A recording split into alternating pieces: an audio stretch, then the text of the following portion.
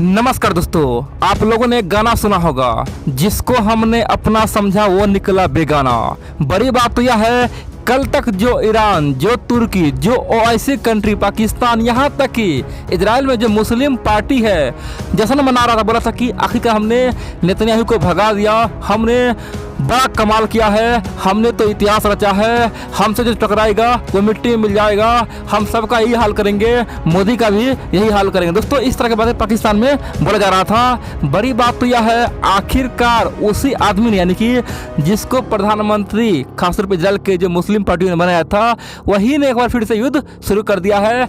खतरनाक बड़ा एक्शन लिया है, हवाई हमला किया है, मिसाइलों का बौछार कर दिया है, गाजा पट्टी पे बम बरसा के तहलका मचा दिया है, पूरे दुनिया को चौंका दिया है। नेफ्ताली बेनेट ने दोस्तों युद्ध का ऐलान कर दिया है, बोल दिया है कि जो सीज फायर नेतन्याहू ने किया था उसे हम तोड़ रहे हैं, फिर से युद्ध का ऐलान, अब की बार गाजा पट्टी को इजराइल में मिलाएंगे। इतना ही नहीं, तमाम दुश्मनों को खदेड़ खदेड़ के मारेंगे, यरूशलेम पे पूरा कब्जा होगा, वहां से एक एक मुस्लिम को भगाएंगे, चाहे अल अक्सा मस्जिद हो या फिर कुछ हो, सब मेरे अंदर में आ जाएगा। दोस्तों, बहुत कुछ आप लोग पूरा खबर देखिए। और बड़ी बात तो यह है, ओआईसी कंट्री सहित खासतौर पर ईरान में हरकम मच गया है। सबने अब नेफ्ताली बेनेट को खत्म करने का धमकी दे बोल दिया कि ये बंदा बहुत ही खतरनाक है, ये तो जहरीला है, ये तो नेतन्याहू का भी गुरु है, हम लोग तो नेतन्याहू को खतरनाक मान रहे थे, ये तो अल्ट्रा राइट विंग है, इसको रोकना असंभव है। अगर ये अधिक दिन रह गया, दोस्तों यही बात खासतौर पे खाड़ी देशों का, मुस्लिम कंट्री का तमाम थिंक टैंक बोल रहा है कि अगर ये बंदा केवल 2 साल रह गया ना खासतौर पे इजराइल का प्रधानमंत्री, तो इजराइल का नक्शा बदल जाएगा, इजराइल पूरे खासतौर पे गल्फ कंट्री में तहलका मचा देगा, और ये जो ग्रेटर इजराइल का सपना है वो केवल 2 साल में पूरा हो जाएगा। यानी कि 2 साल बाद ईरान का आधा हिस्सा इजराइल में रहेगा, 2 साल बाद इजिप्ट का आधा हिस्सा इजराइल में रहेगा, 2 साल बाद लेबनान का आधा हिस्सा खासतौर पे इजराइल में रहेगा, और इजराइल एक महान देश बन जाएगा। दोस्तों, इस तरह की बातें खासतौर पे मुस्लिम दुनिया के तमाम थिंक टैंक और ओआईसी कंट्री बोल रहा है। और बड़ी बात तो यह है, इजराइल को रोकने के लिए एक बहुत बड़ा प्लान बनाया है। दोस्तों, इस प्लान के तहत इजराइल को हमेशा हमेशा के लिए खत्म कर दिया जाएगा। आप लोग पूरा खबर देखिए, समझा कर हुआ क्या है और क्यों आते ही नेफ्ताली बेनेट ने युद्ध शुरू कर दिया है। दोस्तों, इजराइल के बारे में कहा जाता है कि चाहे इजराइल में प्रधानमंत्री कोई बन जाए, चाहे वहाँ पे सरकार कोई बना ले, लेकिन जो वो लोग अपना मैनिफेस्टो में वादा करता है वो पूरा करके दिखाता है। और दोस्तों, यही हुआ है।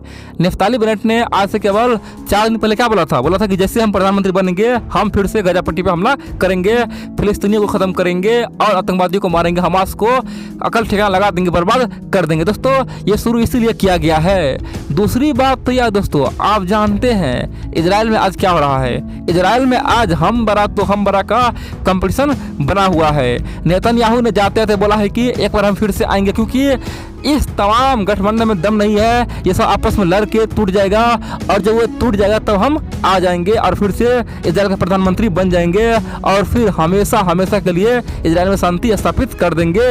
दोस्तों, नेतन्याहू के इस बयान से नेफ्ताली बेनेट परेशान है। उसको लग रहा है कि अगर सचमुच हमने कुछ कर पाए, अगर सचमुच में अगर हमारे रहते हुए गाजा पट्टी पे हमला नहीं हुआ, गाजा पट्टी इजराइल में नहीं मिला, तो लोग हम पे हंसेगा और हमारा इमेज खराब हो जाएगा। इसीलिए इजराइल में अपना एक नया छवि बनाने के लिए, इजराइल का खतरनाक पीएम बनने के लिए खासतौर पे इतिहास याद रखे और जनता में खासतौर पे उसके प्रति प्यार बढ़े, इसीलिए नेफ्ताली बेनेट ने ओपनली बोल दिया है कि हम मुस्लिम कंट्री को मिटा देंगे, चाहे ईरान हो या फिर सीरिया हो, सबको मिटा देंगे, आर्या पार करेंगे, महाजंग करेंगे, महायुद्ध करेंगे। दोस्तों, इसीलिए इतना खतरनाक फैसला ले रहा है ताकि इजराइल के लोगों में उसके प्रति प्यार बढ़े और बोले भाई ये बंदा तो नेतन्याहू का भी गुरु है, इसको हिलाओ, ये देश बचाएगा। दोस्तों, इस तरह का माहौल बनाने के लिए ऐसा नेफ्ताली बेनेट कर रहा है। दूसरी बात तो यह है, आप जानते हैं जब यानी कि हाल ही में नेफ्ताली बेनेट वहाँ का पीएम बना, उसके बाद क्या हुआ? उसका जो समर्थक है यानी कि इजराइल में जो कट्टरवादी यहूदी है, जो खासतौर पे अल्ट्रा राइट विंग है, उन्होंने कहा कि हमारा पीएम बना है, खासतौर पे नेफ्ताली बेनेट बना है, इसीलिए हम पूरे देश में मोर्चा खोलेंगे, पूरे देश में हम लोग खुशियाँ मनाएंगे, जश्न मनाएंगे। और दोस्तों, इसीलिए खासतौर पे इजराइल के लोगों ने यरूशलेम में जाके, खासतौर पे जहाँ पे अल अक्सा मस्जिद है वहाँ पे जाके खासतौर पे फिलिस्तीन वालों को आंख दिखाया, खूब डांस किया, खूब नाच किया, यहाँ तक कि झंडा डोलाया, यहाँ तक कि देशभक्ति गाना गाया। और बड़ी बात तो यह है, बोल रहा था कि तमाम आतंकवादियों को मारेंगे। दोस्तों इस तरह की बातें कौन बोल रहा था? खासतौर पे नफ्ताली बेनेट का जो खासतौर पर समर्थक है वो बोल रहा था, रोड पे गीत गा रहा था।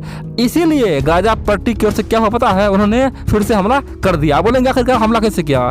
देखो दोस्तों, ये आतंकवादी है ना बहुत ही चालाक और शातिर है। खासतौर पे जैसा उसका गुरु तुर्की है, पाकिस्तान है, वैसा ही काम फिलिस्तीन के आतंकवादी यानी कि गाजा पट्टी के आतंकवादी करता है। दोस्तों बड़े बड़े गुब्बारा लाया, सैकड़ों की मात्रा में बड़े बड़े गुब्बारा लाया, उस गुब्बारा में हवा भर दिया और उसमें बड़े बड़े बम लटका दिए। दोस्तों सिंपल सी बात है, गुब्बारा में बम लटका दो और फिर उड़ा दो, यानी कि जैसे ही इजराइल के जमीन पे जाएगा वो गुब्बारा फट जाएगा। और जैसे ही फटेगा तो क्या होगा, वहाँ पे आम जनता मरेगा, क्योंकि गुब्बारा में कोई भी नेविगेशन नहीं होता है, वो कहीं भी फट सकता है। सिंपल सी बात करें तो आम जनता को मारने के लिए सैकड़ों गुब्बारा खासतौर पे कल दोस्तों यरूशलेम में भेज दिया। कौन भेज दिया? यरूशलेम और इजराइल में भेज दिया। वो कौन भेजा?